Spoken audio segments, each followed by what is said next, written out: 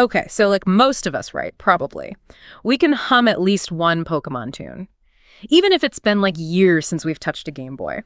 You sent in this video essay all about the music of Pokemon and Tower Prising. It really got me thinking, like, what is it about these tracks that makes them so catchy, so nostalgic, you know? So in this deep dive, we're going to go beyond just the melodies. We'll uncover some surprising depth behind these 8-bit tracks. We're going to meet the mastermind behind it all, Junichi Masuda. And you might know him as like the composer, but he's been so much more than that. Oh, yeah, definitely. Yeah, he's worn a lot of hats, like director, producer. He's really shaped like the entire world of Pokemon. But his journey actually began as the composer for the very first games, Red and Blue. Yeah. And those original soundtracks, like, basically created the musical identity of the whole franchise. Whoa, okay. Talk about pressure, right? Yeah. Creating something that people connect with this intense, even decades later. That's incredible. You know, one thing that's always struck me is how different each generation of Pokemon sounds musically. It's totally on purpose. Masuda's musical influences are really diverse. We're talking like classical composers like Stravinsky, traditional music from Japan, Indonesia, jazz, rock, even techno. He kind of weaves these global influences into the music. Yeah. And he matches them to like the real world regions that inspire each Pokemon game. Oh, wow. So like Kanto's music, it feels very traditionally Japanese, while Unova has that like modern, almost New York City vibe. Exactly. It's this really cool layer of cultural depth that just adds to the richness of the music. And it goes even deeper than just geographic inspiration, too. Masuda has this whole philosophy that music should reflect the feeling of a place or a situation. He's crafting like a sonic landscape, not just background music. Okay, yeah, I totally get that. Like when you're facing off against Arceus, you know, the literal god of Pokemon. The music isn't just epic, it's almost intimidating. Like it sets the stage perfectly. Right, or think about like those more subtle touches.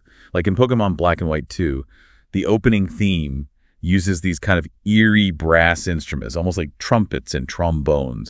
And it kind of subtly foreshadows that whole Frankensteinish theme of the games, where you're dealing with these artificially created Pokemon. Whoa, that's incredible. He's practically scoring a movie at that point, not just a game. This is making me appreciate the soundtracks on a whole new level. And here's where it gets even more interesting. Masuda's approach to music wasn't just about setting the scene. It actually influenced the story and characters themselves. Seriously, okay, tell me more. I love when creative decisions are like intertwined like that. Okay, so take Getsis, one of the main villains from Pokemon Black and White. His name is actually a subtle nod to the Devil's Interval in music, a tritone, which is this dissonant musical interval that was considered really jarring and unpleasant, even demonic back in the day. And Masuda wanted a name that had this sinister, almost cursed feel to it. So that's where he drew inspiration from music theory. That's wild. I never would have guessed that. It makes you wonder how many other hidden details are tucked away in the music. And it's not just Getsis. His adopted son, N, has a theme that incorporates prime numbers, reflecting N's mathematical genius. So much more subtle detail. But it just shows how deeply Masuda wove music into the fabric of the Pokemon world. That's some serious dedication to detail. But I have to ask, with these grand musical visions, how did he make it work on the Game Boy? That thing had like 3 buttons and ran on potato power. It's ironic, isn't it?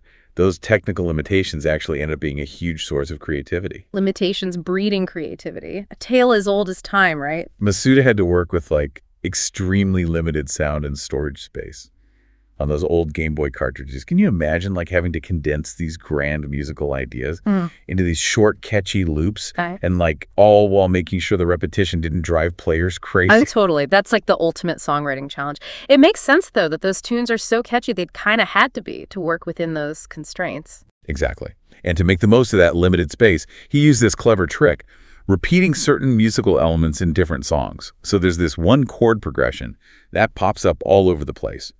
And it's become like a signature element of the Pokemon sound. Ooh, okay. Tell me more about this magical chord progression. It's surprisingly simple. 1 flat 7, 1. It's basically like an alternating 2-note pattern. That creates this feeling of almost resolving. And then boom, it loops back to the root note, giving you that like satisfying sense of completion. Okay, yeah. I can totally hear it in my head now. It's like this musical pitch that finally gets scratched. And it's everywhere in the Pokemon games. Right. It's this perfect balance of tension and release that just burrows its way into your brain. It's incredible how effective something so simple can be. It reminds me of like those iconic classical themes, like the 4-note motif in Beethoven's Fifth, instantly recognizable, but built on a deceptively simple idea. It's amazing. It's like he stumbled upon this musical gold mine, partly out of necessity. Yeah. And it became, like, iconic. You can hear it in the opening theme, the Pokemon Center music, the Gym Leader battle theme. It's everywhere. It is. And remember those technical limitations we talked about? Mm. It wasn't just the storage space. The Game Boy itself had a very basic sound chip. Mm. And lower tones didn't really come through clearly, so Masuda often had to compose with higher tones, which also contributed to that, like, distinct, bright sound of Pokemon music. So as technology advanced and those limitations kind of eased up, did things change? Did the music change? That's a great question. And it's something that Pokemon fans debate a lot.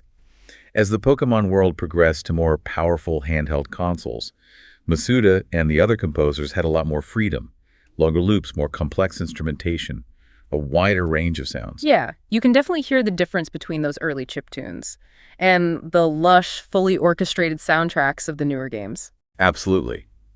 But with that freedom comes an interesting question. That idea of constraints breeding creativity kind of comes to mind.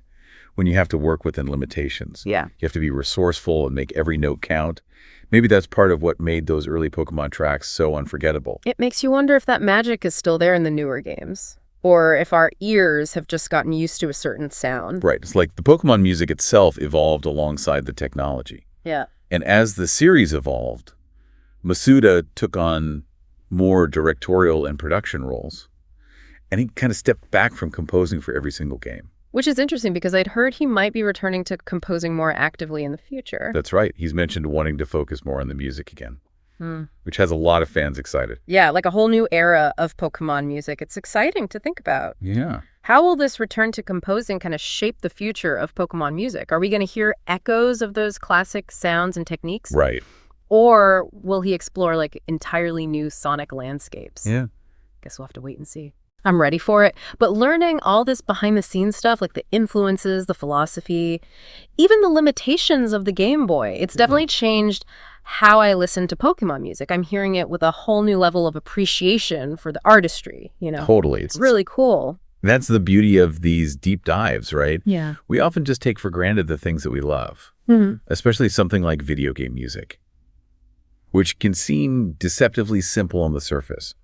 But when you take the time to really explore it, you discover these layers of intentionality artistry, even those happy accidents, that make the final product so much richer. Yeah, totally. It reminds me of that saying, like, everything is interesting if you look at it closely enough. Or in this case, like, listen closely enough. Yeah, very true. So after exploring all this with us, has it changed how you experience Pokemon music? Do those 8-bit melodies hold the same kind of magic? Or do they hit differently now that you know all this? Do you find yourself listening for those recurring chord progressions, those subtle nods to global music traditions? And here's a bigger question. Does understanding the role of limitations in the creative process, even something as technical as like a Game Boy sound chip, does it give you a new perspective on other art forms, other creative works in general? Hit us up on social media and let us know what you think. This has been a fascinating deep dive for me. What about you? Oh, for sure. It's a good reminder that there's always more to discover, even in like the most unexpected places, like the soundtracks of our favorite childhood video games. That's so true. Well, that's all the time we have for today's deep dive. Be sure to tune in next time as we unearth even more fascinating stories behind the things you love. Until then, thanks for listening.